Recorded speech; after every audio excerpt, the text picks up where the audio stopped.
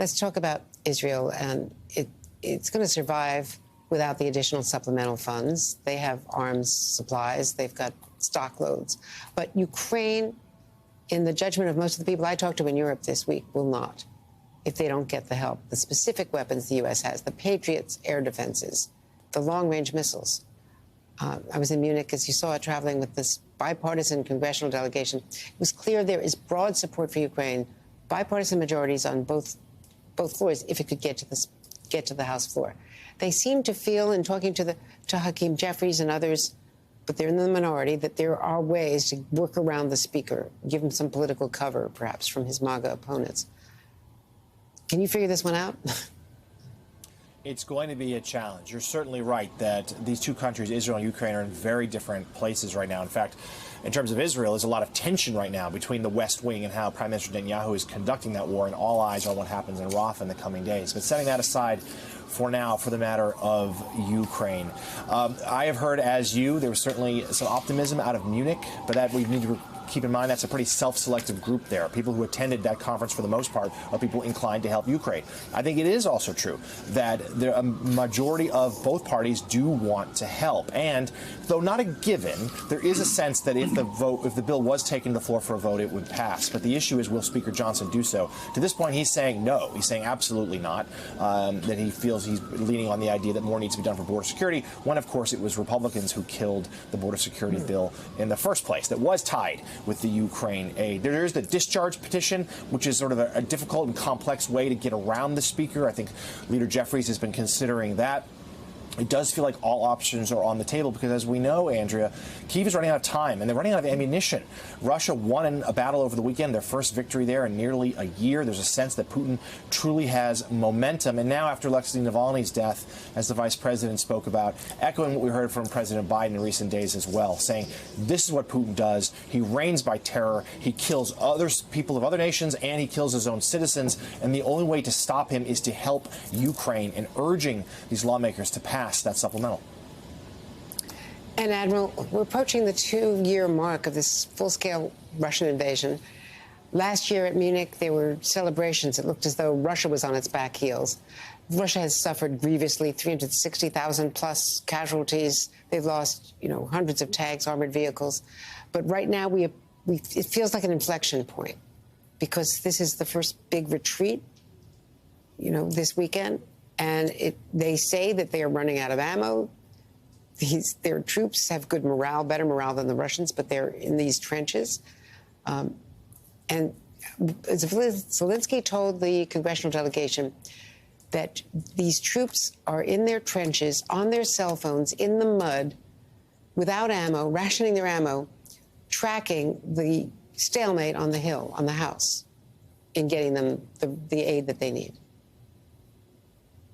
Yeah, it's a shocking moment for the United States of America to not do the right thing. And frankly, in the big scheme of our budget, this is a very small amount of money, but it means everything, not only to the Ukrainians, but to the cause of freedom in Europe. For $60 billion, you could keep that Ukrainian war machine running another year or two. And by the way, our European allies have stood and delivered almost that amount, $55 billion already coming from the European Union. So this is the moment for the United States. And militarily, it is a dangerous moment.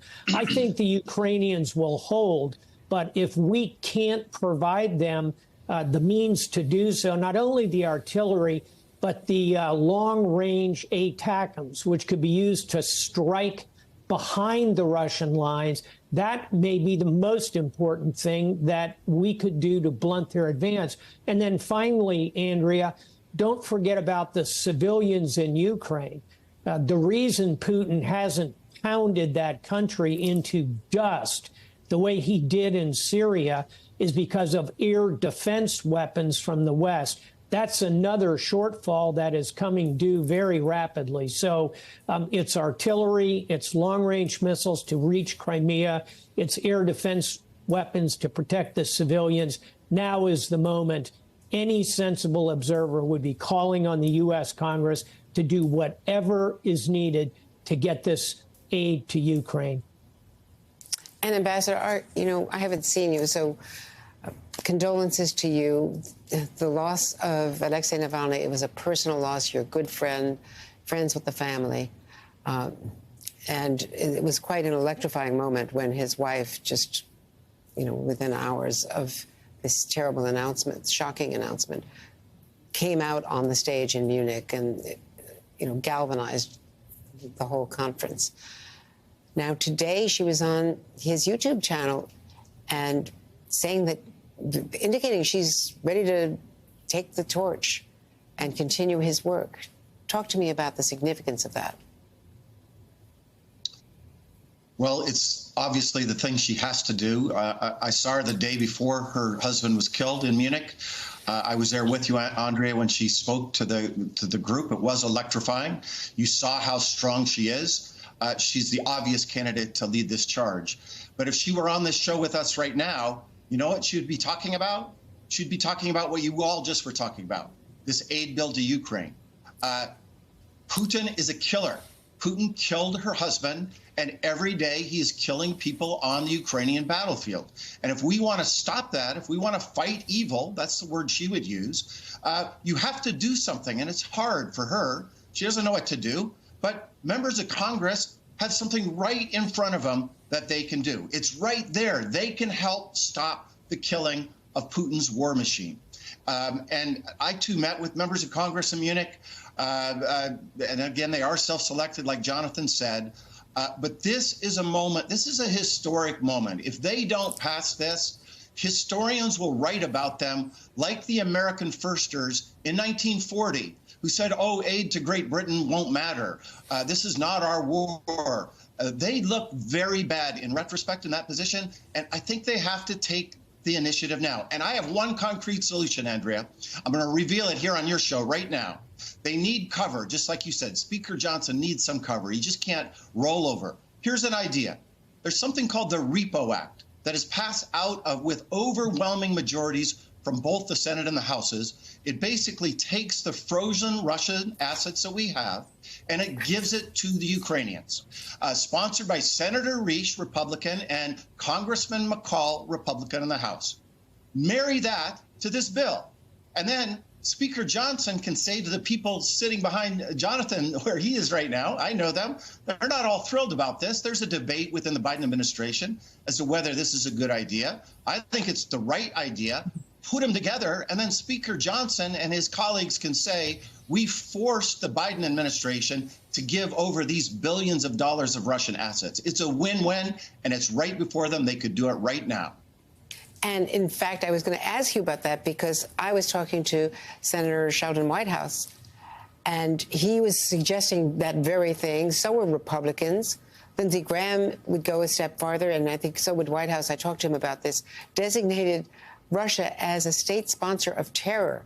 Do to them what we do to Iran and North Korea and Cuba, without real justification there, in terms of the real standard for that. But Putin is obviously a killer. There's no question about that. And there's bipartisan support for it, certainly in the Senate, I believe in the House as well. And there's talk about it. I would tell you, from what I can tell, that the Secretary of State would support it. There is also support. Brussels is against it because they hold a lot of the Russian debt. Japan is apparently against it, so are the Swiss. So do it individually. It should be a subject for the G7. What's wrong with that, Ambassador? So I want to separate out the Russia as a state sponsor of terrorism from taking the assets, because I've written about both. I've talked to our administration about both. I think getting the money is easier than the state sponsor of terrorism, even though I personally support both of those. I run a sanctions group, and we wrote a paper in October of 2022 about how to transfer these assets, right? A year and a half ago. And having met with many people in Brussels, in Europe, you're exactly right on your analysis that they are less enthusiastic. But that's exactly why members of Congress should do it, because if they compelled the administration to do this in a joint package, that would make it easier for those who support the idea in Europe to go along. I just literally yesterday met with people that said if America moved first If America showed leadership, it would make it easier for them to do it. So this, to me, is just a win-win, and it has such a obvious logic to it. And just symbolically, I want to say one last thing. I met with wounded warriors in Munich as well from Ukraine, some of whom had lost their sons and other friends. Symbolically, for them to pass this will mean so much to those soldiers sitting in the trenches. They need that signal. Just the symbolic signal that we are not abandoning them is vitally important for them to keep fighting their war. So they've got to get this done. History will not be kind to them if they block this. Every day they block this, this is a gift to Vladimir Putin. Why, as an American, do you want to be giving Mr. Putin a gift at this moment in history?